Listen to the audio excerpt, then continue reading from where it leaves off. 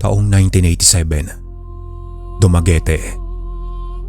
Isang probinsya sa Dumaguete, ang pinagaharian ng isang sakim na kapitan, at ang lahat ng gusto nito ay hindi pwedeng hindi niya makuha. Naging pinakamakapangyarihan ito sa lugar dahil pati ang alkalde ay suportado siya sa mali niyang mga gawain. Naging gahaman ng kapitan na si Ambo sa lahat ng bagay. Pati ang mga anak niya ay nahawa na rin sa kanyang pag-uugali. Naging mapanakit din at perwisyo ang mga ito sa lugar na nasasakupan ng kanilang ama. Kung sino ang gusto nilang gahasaing babae, ay nagagawa nila na walang hustisyang nakakamit dahil sa pagmamanipula ni Kapitan Ambo sa mga kapulisan. Pero may isang lupa itong hindi niya mabili-bili na pagmamay-ari ng mag-inang Aling Minang at si Bella. Ayaw nila itong ibenta sapagkat maliban sa kanilang bahay, ay iyon na lamang ang natitirang alaala sa yumao nilang padre de pamilya. Natagpuan ito noon na wala ng buhay sa sariling lupang sinasaka at ang sanhi ay nakitang saksak nito sa tagiliran. Maski may hinala na ang mag-ina sa gumawa niyon sa kanilang pinakamamahal na padre de pamilya, ay wala naman silang ebidensya, kaya hindi na lamang sila nagsampa ng kaso.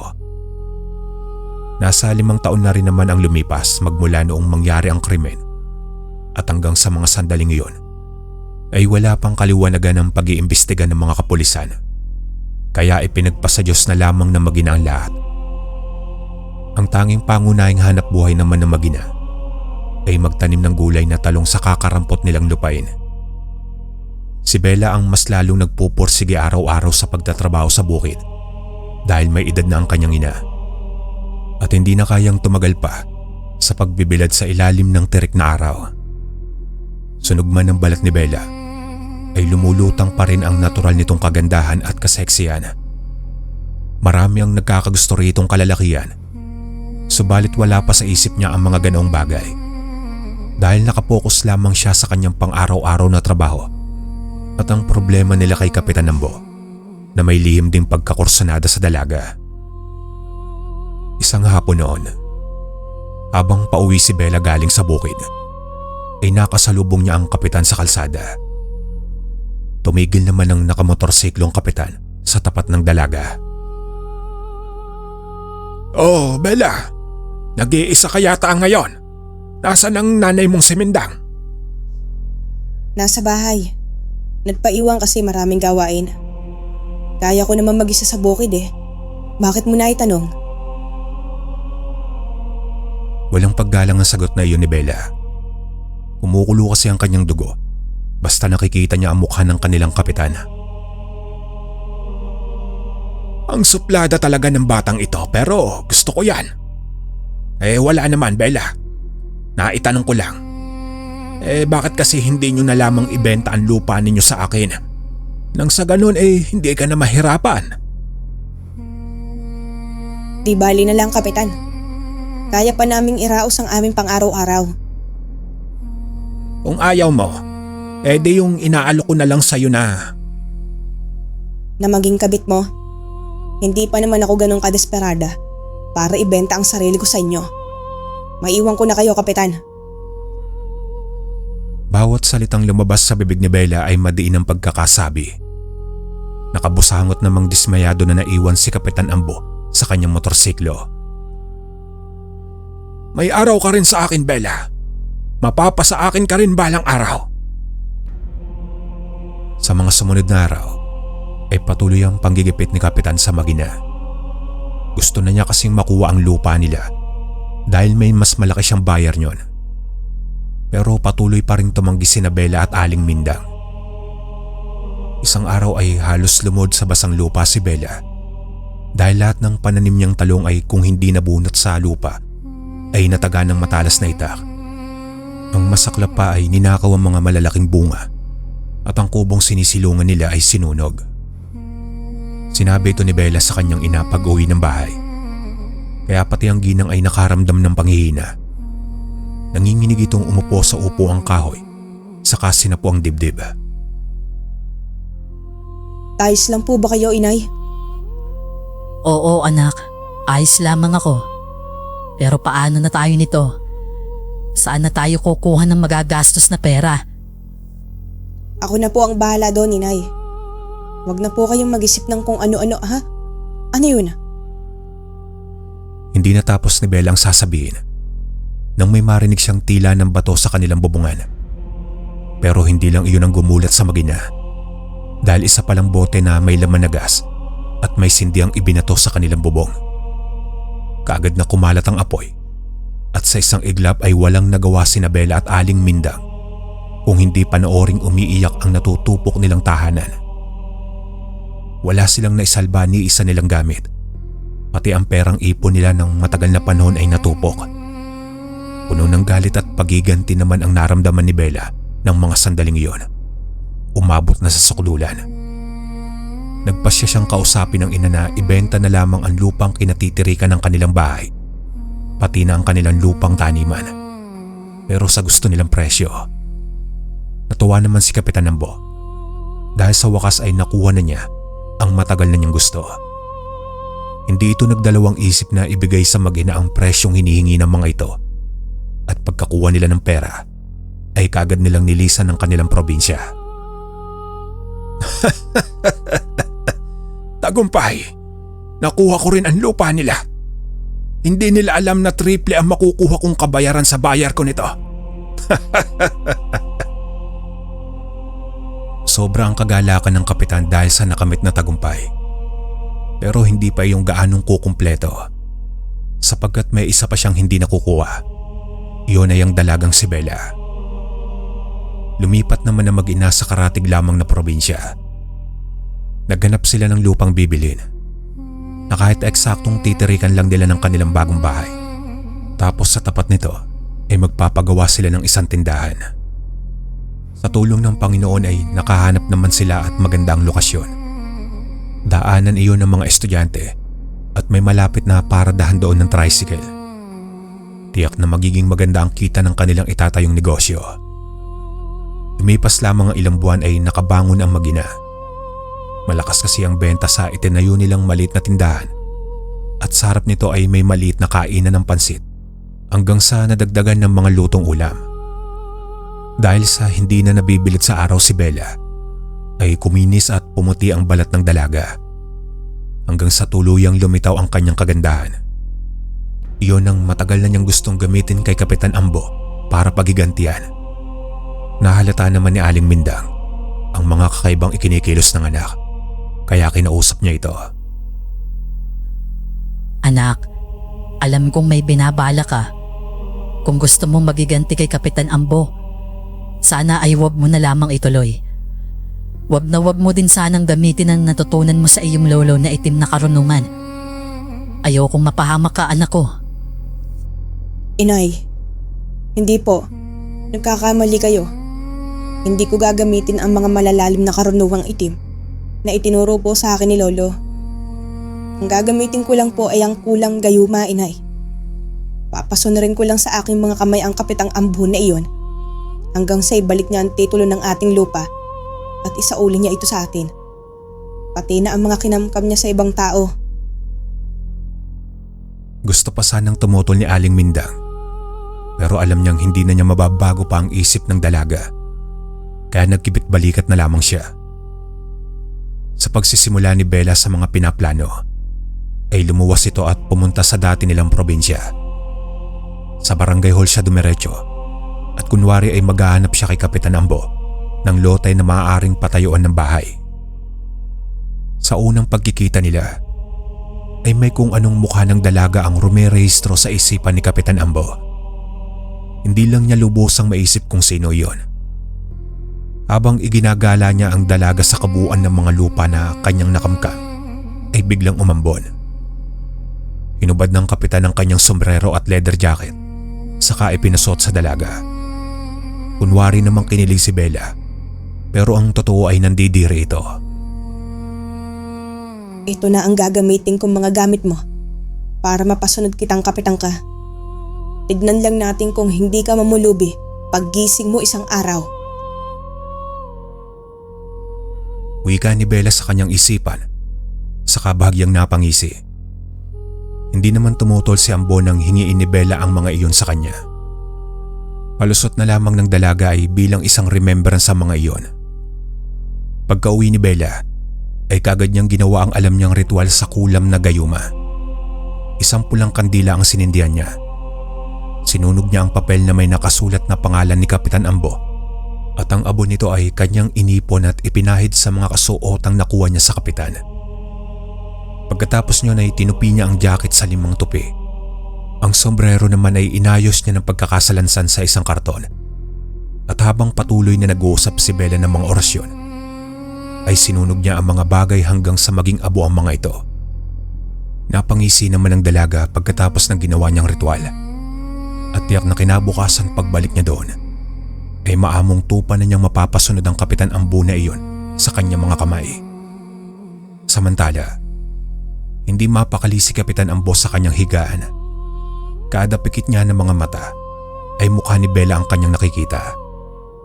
Hindi niya alam kung ano ang nangyayari hanggang sa paglipas ng mga oras ay tuluyan ng tumibok ang puso niya sa dalaga. Sigurado siyang mahal na niya ito at kayang-kaya niyang ibigay ang lahat para lamang magustuhan din siya at hindi siya iiwan. Maski maghirap pa ako, gagawin ko ang lahat mapa sa akin ka lamang. Pangako ko iyan sa iyo. Kinaumagahan, maagang gumayak ang kapitan sa muli nilang pagkikita ni Bella. Hindi nga nagkamali ang dalaga. Parang asong nauulol na sa kanya ang kapitan. Lahat ng kanyang ipinag-uutos ay sinusunod nito. Pero para hindi masyadong halata, ay inunti-unti niya lamang. Inuna niyang binawi ang kanilang mga lupa sa legal na paraan. Gumawa siya ng isang kasulatan na may pirma ng isang abogado para mapagtibay niya ang kanyang ebidensya. Mabuti na lamang at hindi pa na ibebenta ng kapitan ang mga lupang nakamkam niya sa mga residente. Kaya nasa kanya pa ang mga titulo ng mga iyon. Kada isang araw na nagkikita sila, ay isang lupain at titulo ang nawawala sa kapitan. Wala namang pakialam ang pamilya niya sa kanya dahil sa masama nitong ugali at matagal na nila itong itinakwil. Hanggang sa isa-isang naibalik ang lupa ng mga residente sa probinsyang iyon at mismong ang kapitan ang kusang nagbibigay ng mga ito sa may-ari. Nang masimot ni Bella ang lahat, ay doon na niya tinapos ang pagkikita nila ni Kapitan Ambo at ang kulam na gayuma nito. Sa muling pagising ng kapitan, ay tanging ang lupang kinatitirikan na lamang ng kanyang bahay ang kanyang pag-aari. Tila ba nagising na din siya sa kahibangang mga ginawa niya, pero huli na ang lahat. At kahit ano pang reklamo ang gawin niya, ay hindi niya mababawi pa ang mga nakulimbat ng mga ari-arian. Paano ba nangyari ito?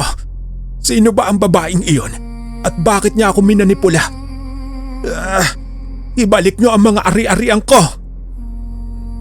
Tila ba nabubuwang na si Kapitan Ambo sa kakaisip sa mga biglaan niyang naging desisyon, hanggang sa isang araw ay nakita na lamang siya ng mga tao na nagbigti sa isang sanga ng malaking punong kahoy.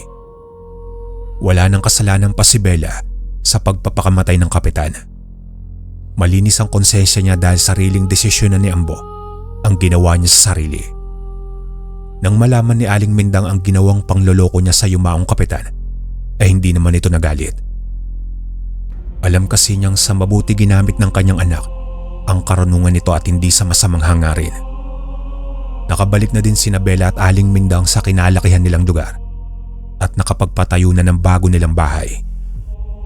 Hanggang dito na lang po ang aking kwento, mga kabaryo. Lipat na po tayo sa pangalawang kwento. Mapagpalang araw sa inyo, kabaryo. Ganon din sa mga nakikinig sa channel na ito. Nais ko sanang ibahagi ang isang karanasan na hindi ko akalain na totoo pala. Bale, ang alam ko lamang ay kwento lang ito ng mga matatanda, pero saksi ako sa isang pangyayari na meron nga palang mga taong ipinanganak na may kakayahan. Gaya na lang, kabaryo, ng aking ilalahad sa mga oras na ito. Panganay ako sa aming 3 magkakapatid. Ulila na kaming lubos. Kaya naman hindi na ako halos nakapagtapos ng pag-aaral. Ako na ang tumayong ama at ina sa aking dalawang kapatid. Mayroon pang kapansanan ang isa, kabaryo.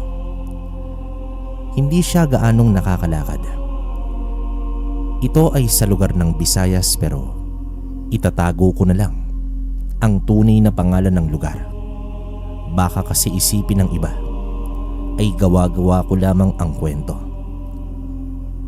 Ako nga pala si Dennis. Hindi ko rin ito tunay na pangalan at ito ang kwento na hindi ko kailanman malilimutan. Maaga pa lang ay gumigising na ako para magluto ng pagkain para sa aking dalawang kapatid. Walang eksaktong taon, kabaryo. Nasa edad 18 pa lamang ako noon. Pero mulat na ako sa mga kakaiba at kakatwang pangyayari sa aming lugar. At dahil sa madalang na lang akong nauuwi ng palengke, ay minabuti ko na magtanim na lamang ng mga gulay sa aming bakuran. Para naman kahit papaano, hindi gaanong magastos. Nakikisaka lang naman ako at tama lang para pantawid sa pang-araw-araw namin na ilalaman sa sikmura. Marami na rin akong pinasok na trabaho sa aking murang edad. Naging kargador na ako sa palengke at namamasukan din.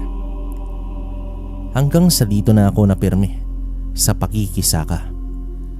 Mabuti na lang at mabait ang aking amo dahil kung may sobra silang pagkain ay ipinauuwi nila ito sa akin. Tunay nga na may mabubuti pa rin kahit nasalat ka na. Nasa 15 anyos naman ang sumunod sa akin at ang bunso ay 10 taon pa lang. Bata pa lang kami noon nang sabay na mamatay ang aming mga magulang. Mahirap dahil hindi ko kaya ang hirap at bigat. Pero dahil malaga sa akin ang mga kapatid ko, ay nagtitiis ako para sa kanila. Isang umaga noon, kabaryo, buwan ng Oktubre. Malakas ang buhos ng ulan. Pero parang may ibang ipinahihiwatig ang hangin, kabaryo. Dumadaing si Jude, ang pangalawa kong kapatid. Ang sabi pa nga niya sa akin ay masakit daw ang kanyang sikmura. Kaya naman iginawa ko agad ito ng salabat upang mainitan ang kanyang tiyan. O eto, inumin mo habang mainit pa. Kung saan ka na naman kasi nagpunta. Nakita mong ikaw na nga ang may diferensya. Wika ko naman sa kapatid ko, kabaryo. Pasensya na po, Kuya Dennis. Gusto ko lang na makatulong. Kaya ako sumama kina Manuel. Wika naman ito sa akin. Kahit na, kaya ko naman, di ba? Ubusin mo na yan para mawala yung sakit. Utos ko pa noon, kabaryo. Yun parati ang bilin ko kay Jude. Ayokong isipin niya na isa siyang pabigat sa akin. At ilang oras pa ang lumipas bago naman tumila ang ulan. Sumilip ako sa bintana para tingnan kung maliwanag na rin ang buwan. Pero para bang iba ang nakita ko imbes na liwanag. Kinalabit pa ako ni Jude kung bakit ako matagal na nakatingin sa labas, kabaryo. Mula kasi dito sa aming bahay ay may 3 pang bahay, kaya naman kitang-kita ko ang isang bulto ng tao na nakatayo malapit sa bintana ni Mang Basilio. Nang mawala na ang nakatayong bulto, ay bigla na lang akong may narinig na sumisigaw. Boses yun ng bata, kabaryo. Napaatras na lang ako dahil biglang nawala yung nakita ko sa tapat ng bintana ni Mang Basilio. Napatingin pa ako kay Jude dahil narinig niya rin ang sigaw na yon. Ayaw ko naman lumabas at baka naroroon pa yung nakita ko. Mahirap na. Maghihintay na lang ako ng pagsapit ng umaga. Sa higaan naman namin ay napabangon rin ang kapatid kong bunso. Lumapit naman ako at Isinarado ko ng mabuti ang bintana dahil mas lumalakas ang ihip ng hangin kahit na patila na ang ulan nun. Tinanong ko naman ito kung bakit ito bumangon. Ang sagot sa akin ni Daniel ay nakarinig daw siya ng sigaw at tila iyak ng isang bata. Malakas nga ang naging pagtangis ng nasa kapitbahay at tiyak ko na hindi lang kami ang nakarinig noon. Wala naman akong alam gawin kundi ang pakinggan lang ang mga ingay at pinilit namin na matulog na lang ng mga oras na yon.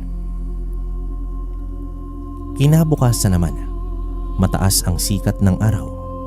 Agad kong naalala ang iyak at sigaw kagabi. Kaya naman sinabihan ko muna ang mga kapatid ko na doon muna at ako na lang ang titingin.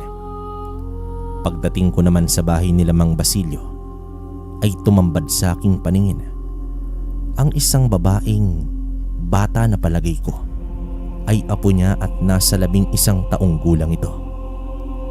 Nakahiga ito sa katre at mukha itong may dinaramdam. Magandang araw po, Mang Basilio. Dito ho ba yung sigaw kagabi? Kala ko ho ay napaano na kayo. Kaya bala ko sana kayong puntahan. Pero malakas naman ang buhos ng ulan. Wika ko naman kay Mang Basilio. Oo Dennis. Si Ellen kasi may lagnat. Marahil ay sa taas ng temperatura niya. Kaya napasigaw na rin. Tugon naman sa akin ng matanda. Ganon ho ba? Pero may napansin ho kasi ako dito kagabi sa tapat ng bintana po ninyo. Para ho kasing may tao dito. Pero hindi ko maaninag kung anong itsura niya. Dahil nga ho may kadiliman doon sa pwesto niya. Sagot ko pa dito. Bigla ko namang napansin ang pagkabalisa ng matanda kabaryo. Nang banggitin ko ang nakita kong ang tao. Parang may alam din ito pero itinatago niya lang. Apo pala niya ang batang babae at 3 araw pa lang ito sa kanila. Pero iba ang dating ni Mang Basilio sa akin. Hindi na rin ako nagtagal pa doon dahil mukhang hindi naman siya komportable na naroon ako.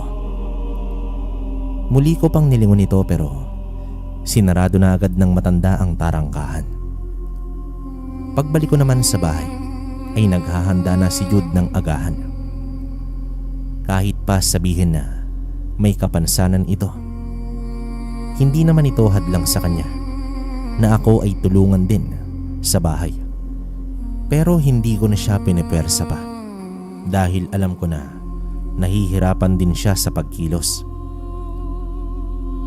Nang matapos naman ang halian kami, ay sinamahan ko pa si Jude para naman ipatingin ang isa niyang paa. Ang sabi ng eksperto ay magagamot naman daw basta ilalakad niya. Kaya naman nagkaroon ako ng pag-asa. Hinatid ko pa sa paaralan ang bunso namin. Ipinagbilin ko muna si Jude sa isa naming kapitbahay na may mabuti ring puso para sa aming 3. Lumusong kasi ako ng bukid dahil malapit na rin iyong anihan. Marami-rami rin akong nadaanan na halaman kaya naman naisipan kong manguha. Mga dahon ito ng pandan kabaryo. Yun ang mga ilang halaman na naroon. Ang sabi naman sa akin ni Tata Inso ay pangontra daw yon sa mga itim na salamangka. Gaya raw ng ulam kaya kumuha ako ng may ugat pa para itanim ito mamaya pag uwi ko sa bahay.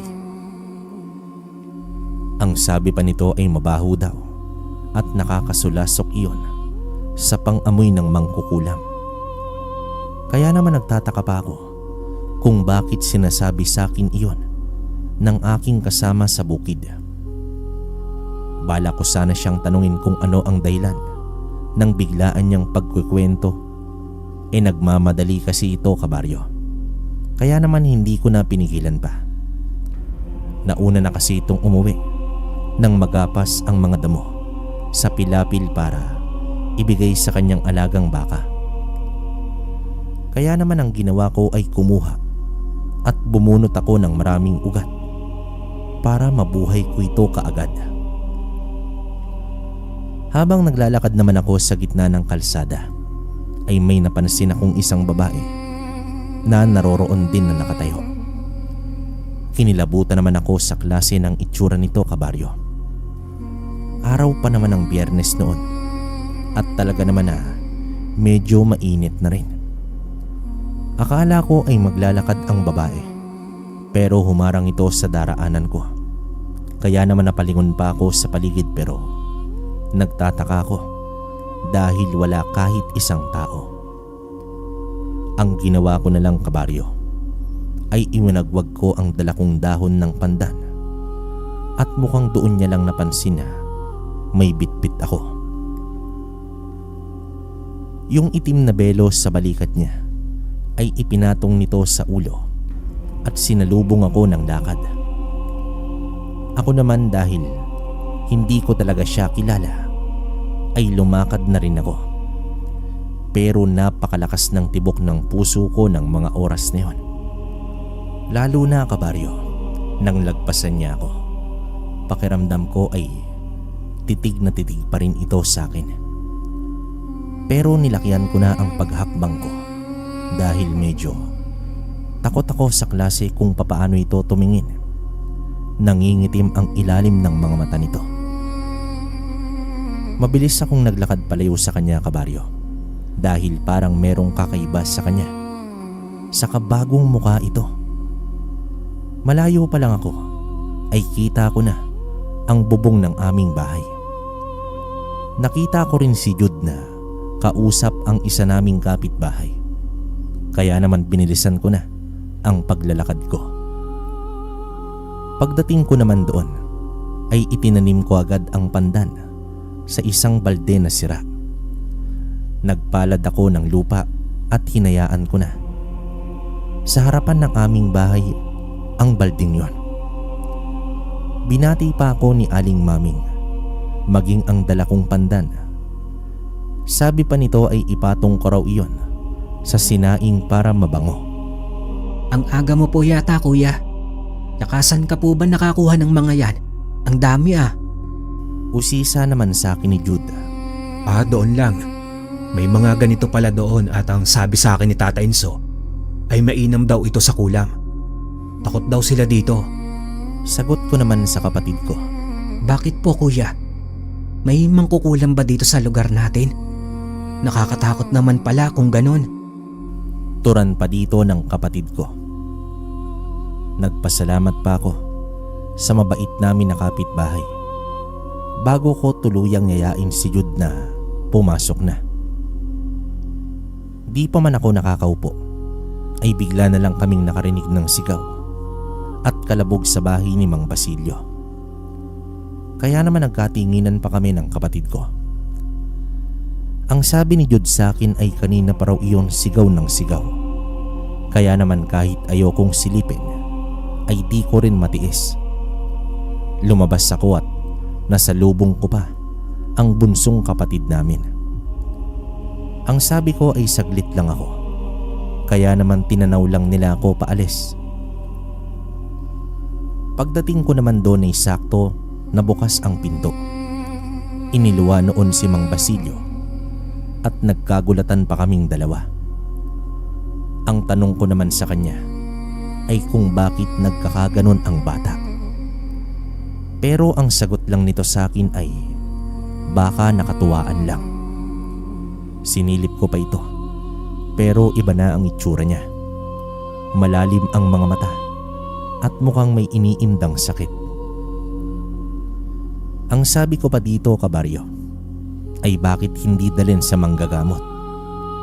Kaso umiling lang ang matanda sa akin. Parang may ideya ito sa sakit ng bata.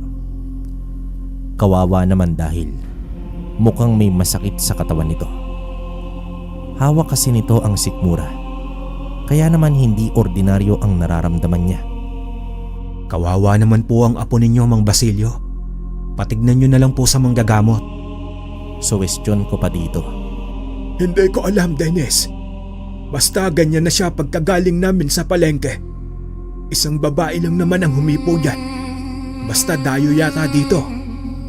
Napakunot naman ang noo ko, kabaryo, dahil sa narinig kong yon. Posible kayang hindi lang basta babae yon. Pero ayokong mangimasok sa ganoon. Nagpaalam na ako dito pero hindi pa man ako nakakalayo ay muling sumigaw ang bata, kabaryo, na tila hirap na hirap ito. Pumasok ang matandang lalaki kaya sumunod rin ako dito. Kitang-kita ko pa kung papaano magliliyad ang bata. May tali ang dalawang paa nito sa hindi ko maunawaan na dahilan.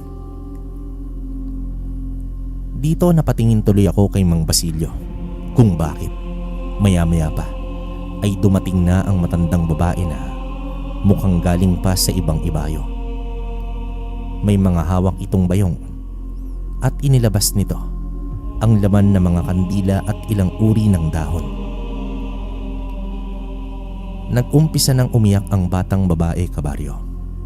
Marahil ay sa tindi ng sakit na nararamdaman nito. Naroroon pa nga na tumirik ang mga mata niya at ilang sandali ng pagwawala nito ay bigla na lang siyang kumalma. Tumahimik sa buong bahay.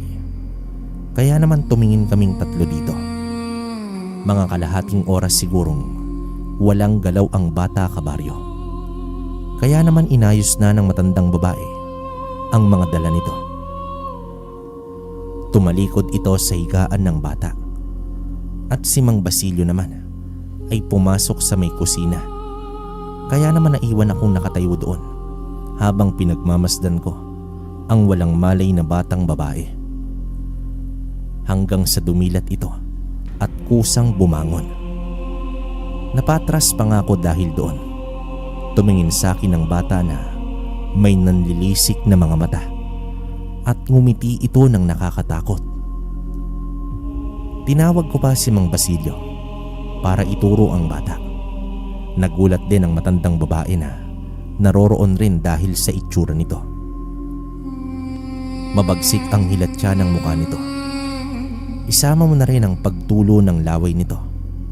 Maya-maya lang ay bigla itong tumayo sa ibabaw ng katre. Saka umikot ang ulo sabay tawa ng malakas. Napalunok naman ako nang tiningnan ako nito ng pabalang. Itinaas nito ang isang kamay sa kakot tinuro. Ibang-iba ang boses niya, kabaryo. Parang hindi bata ang nagsasalita. Kaya naman winisikan iyon ng isang tubig ng babaeng tila manggagamot nga. Dito nasaktan ng bata dahil sa tumamang tubig mula sa kanya. Mabuti at may tali ang mga paa nito. Kaya naman nabuwal ito ng tangkang lalakad pa. Nagwawala na siya kaya hindi ko rin alam kung papaano ko tutulong sa mga ito. Pilit niyang iniaalis ang mga tali sa paa pero hindi niya magawa dahil hawak na ni Mang Basilio ang isang kamay nito. Tinawag naman ako nito at ang sabi ay tulungan ko daw siya. Kaya naman mabilis ang kilos ko na lumapit. Nang mahawakan ko na ang mga braso nito ay sumigaw pang lalo ito.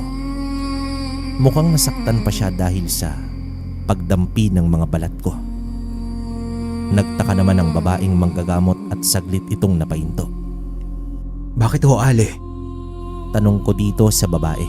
May problema ba sa kanya, Dennis? Nagsalita naman siya habang nakatitig sa akin. Tsaka niya ako tinanong kung may suot daw ba ako sa katawan na mga pangontra. Dito napatingin naman ako sa bata na nagwawalang pilit sa pagkakahawak ko. Wala naman akong ibang suot kundi ang isang pulseras na nakuha ko pa sa baul ng aming mga magulang na hanggang ngayon ay naroroon pa rin sa aking kwarto. Inilihis ko naman ang aking pranela. Saka ko sa kanila ipinakita. Dito nanlaki naman ang mata ng bata at mas malakas na ipiniksi ang mga kamay nito.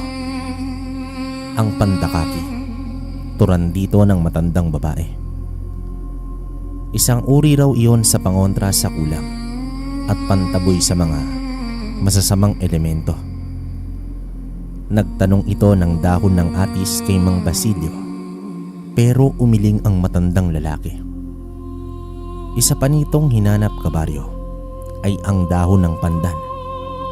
Umiling muli ang matanda, pero sumigunda ako na meron ako sa bahay, kaya napangiti ito at mabilis akong lumabas patungo roon. Pero hindi pa man ako nakakakbang ng malayo ay naroroon muli ang babae na nakita ko sa kalsada kanina habang ako ay pauwi. Nasa tapat namin siya ng bahay pero hindi ito makalapit. Mabilis naman akong tumakbo para tanungin ito kung ano ang kailangan niya. Pero mabilis itong tumalikod at tumakbo. Ang bilis niyang nawala.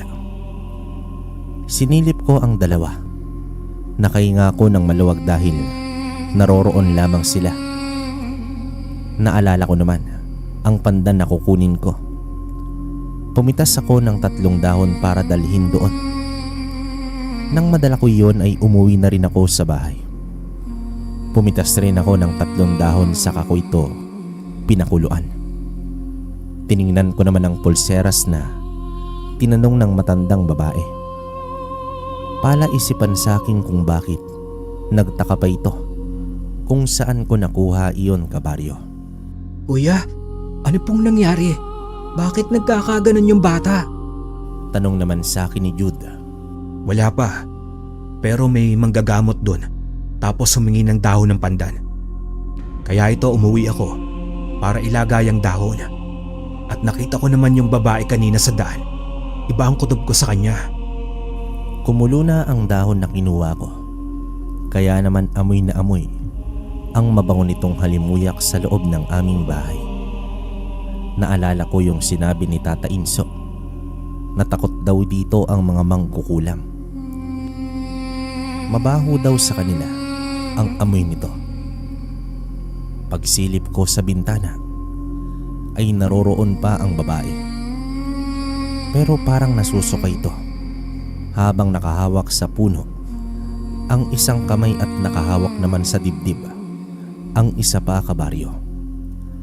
Ang tingin ko nga ay nahihirapan itong huminga habang naduduwal pa.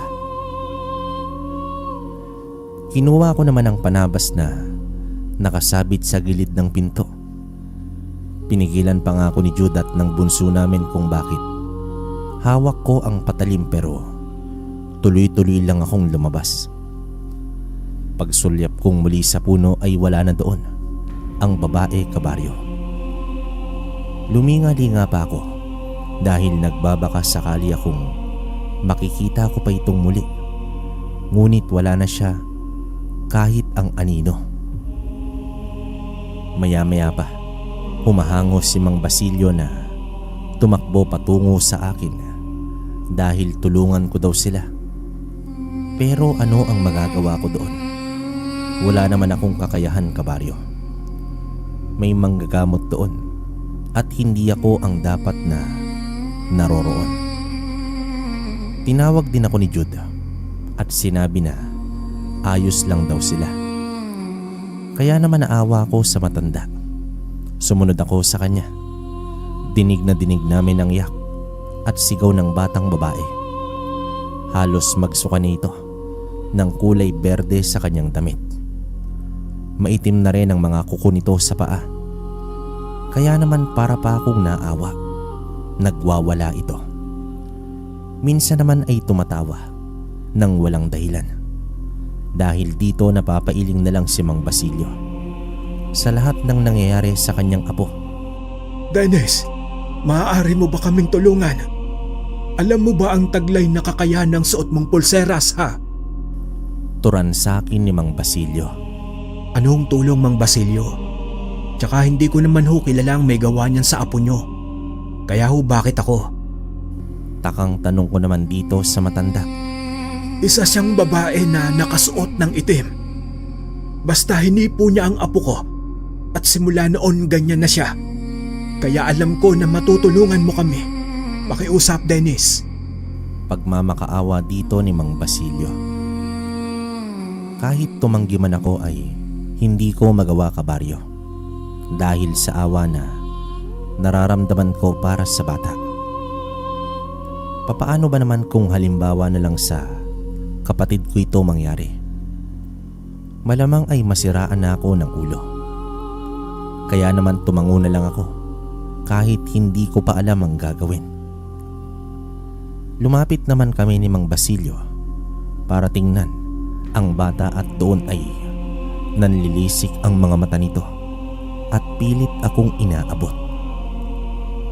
Sumagi rin sa isipan ko ang pinakuluan nilang dahon ng pandan. Tamang-tama dahil maligamgam na ito.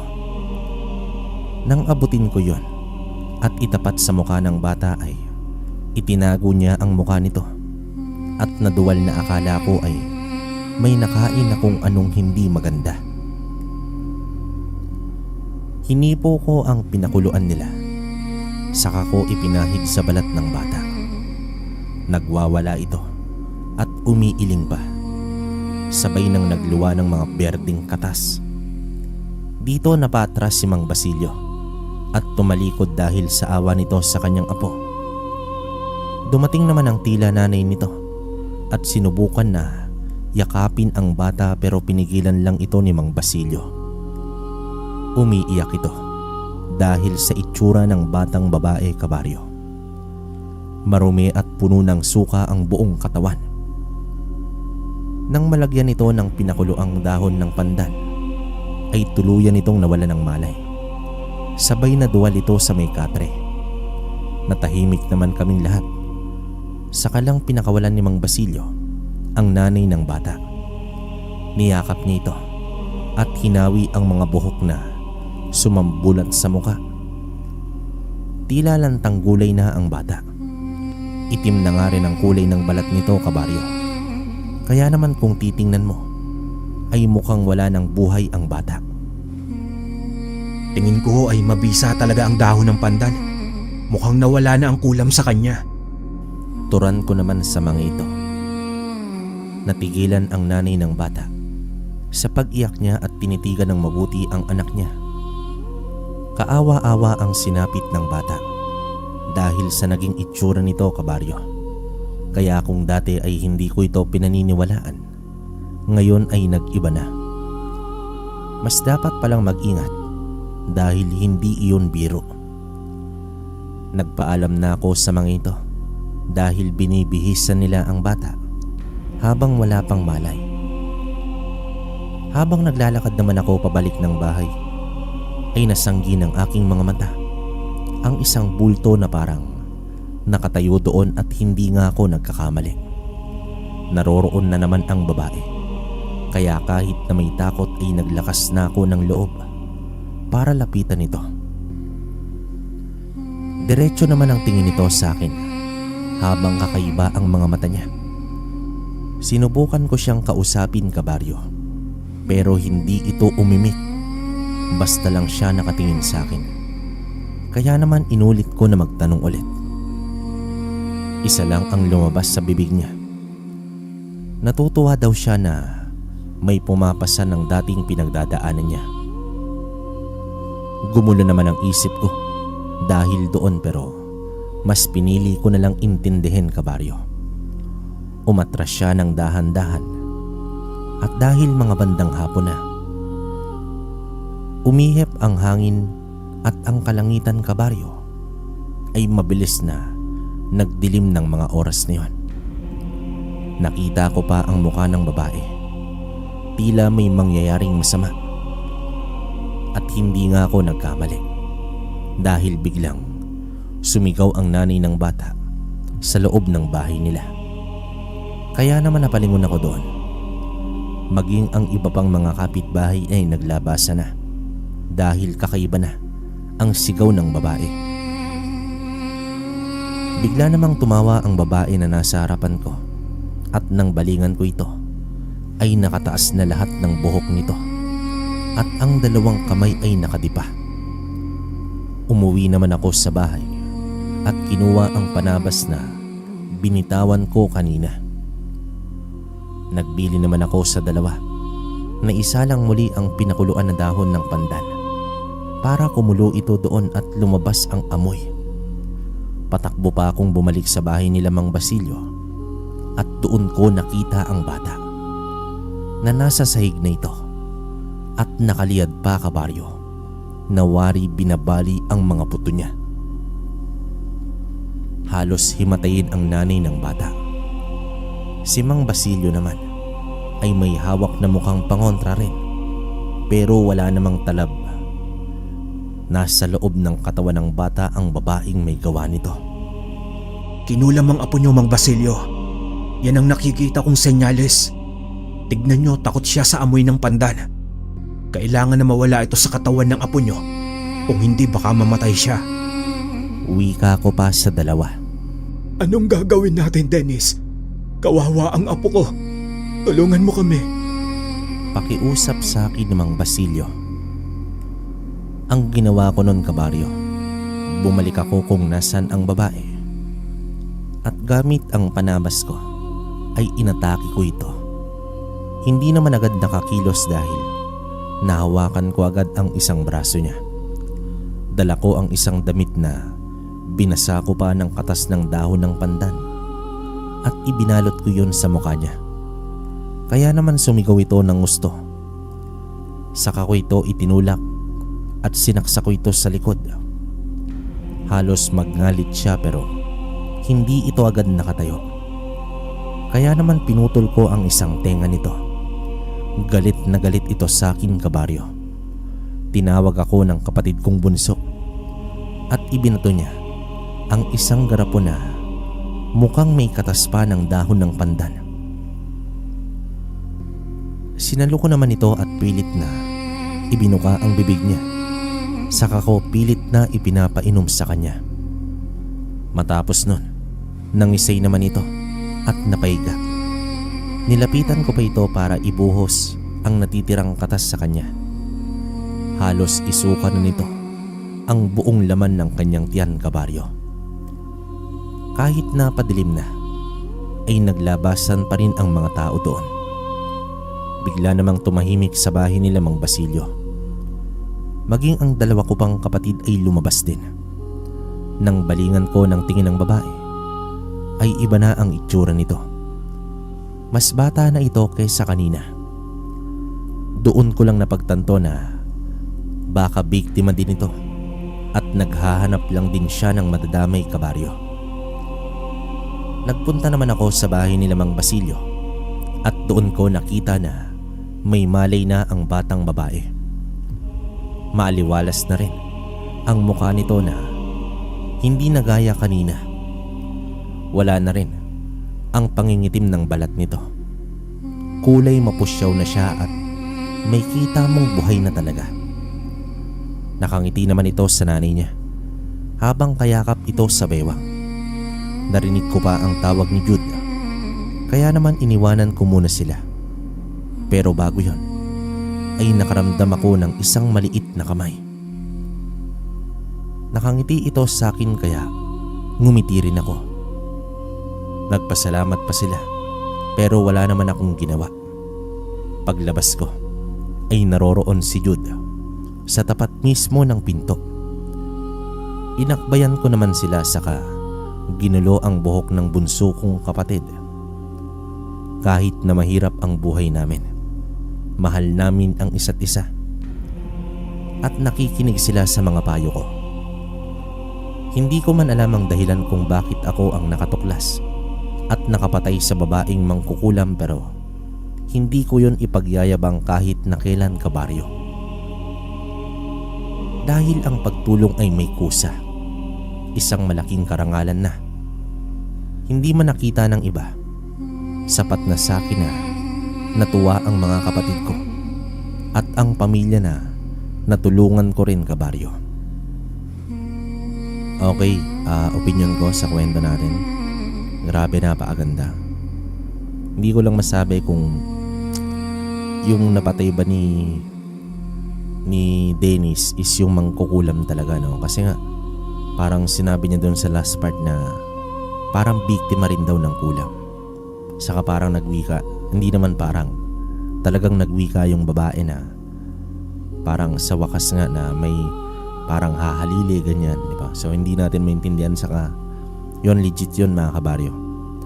Dahon ng pandan, saka yung sa atis, yan mga legit yan. Bihira lang din nakakalam yan, siguro alam nyo, pero legit yan na pangontra sa mga ganyan. Grabe.